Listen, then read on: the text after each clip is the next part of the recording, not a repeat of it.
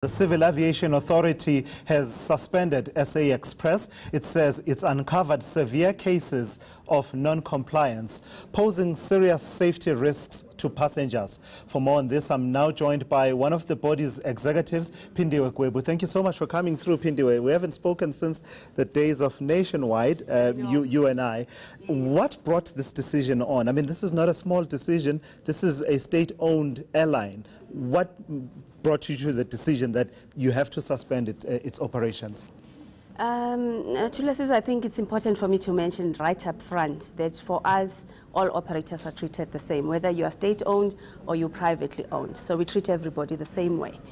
This is a result of a process we started a while back. So if you remember, our regulations stipulate that operators need to renew their air operator certificates with us every 12 months, so every year.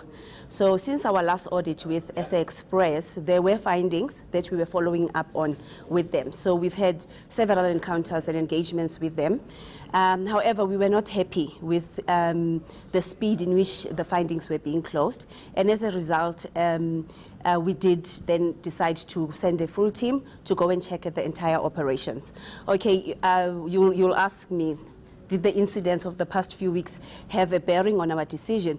Look, we could not ignore that as well, but it is not the sole reason why we have arrived at the decision we've arrived at today. Here we're talking about the aircraft that experienced technical difficulties flying from Cape Town a few weeks ago. Yes, precisely. That was not the sole decision, but it was really a result of ongoing engagements that we've had with the airline. After we conduct a mandatory inspection on an operator, if we find out we pick up some severe findings, and in which case in SA Express case, we picked up 5 of them, and they are of a nature that we cannot ignore. It's not one of those findings that we'll say, okay, we give you 30 days, close this, and then we'll come back again. But when they are severe, it means that they pose a safety risk on the crew itself, the passengers, the flying community at large. So when that happens, we take action immediately. Of course, we do give the airline an opportunity to present a corrective action plan to us, in which case we did that 24 hours ago, and their 24 hours expired yesterday around 6 o'clock. And when they couldn't give us a satisfactory corrective action plan, then it was clear to us as a regulator that the airline was not able to give us assurance that, you know, they are going to operate safely. So we then took a decision to suspend the air operator certificate, but also attached to the air operator certificate, SA Express also had an aircraft maintenance organization also that maintains their fleet. Sure. And we also looked at this aspect of their business, and we also decided then to also withdraw their privileges, the privileges of their approval. And they had about 9 aircraft that we inspected. We asked for the documentation of the aircraft. Basically, they were supposed to prove to us that the aircraft are being maintained properly. The next day, we went back to the operator. We got a different report, and that for us meant that there's something is not right in the operator, and as a result we grounded that fleet. But effectively they've got about a fleet of 21 aircraft.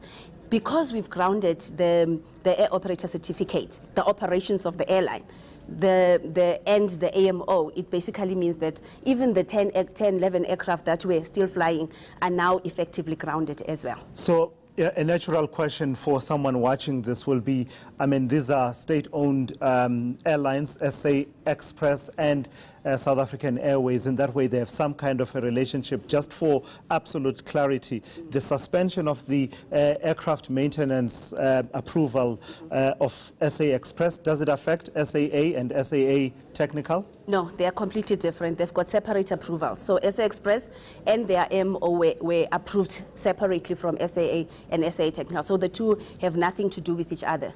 Sounds to me from what you've just described, Phindiwe, 2 things strike me. One, had I boarded an SA Express flight yesterday, I would have been on an unsafe aircraft, whichever it is. I mean, of those 9, it would have been probably an unsafe aircraft. Is that a fair assessment?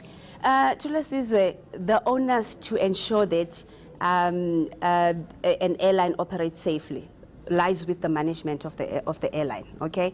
And what we do as the regulator is to go in once a year to check and do our mandatory inspection. Sure. And by doing that is really to give you assurance as a passenger that this airline is safe. And what we then do following that, we would look closely. There are those operators that we classify as maybe of high risk. And in that case, we then pay too much attention to them. And as you would know, this is not the first airline that we're grounding. We've grounded others before. But it's also not a decision that we take lightly, because it's important for us to satisfy the management that we've considered all angles and they failed to give us the assurance that they can, in fact, operate safely. So put differently, Yes. as of yesterday at least, you Yes. could not have given me, the passenger, that guarantee that go ahead, you are safe on this airline. We couldn't. When we arrived at that decision, it was clear to us that at that point, we could not guarantee passengers taking off on the SAA fleet from this morning that you are safe. And for that reason, it was important for us to take that immediate action. So, of course, we're talking about the SA Express fleet here in particular. So the other thing that strikes me is that it sounds to me like there are issues that are systemic.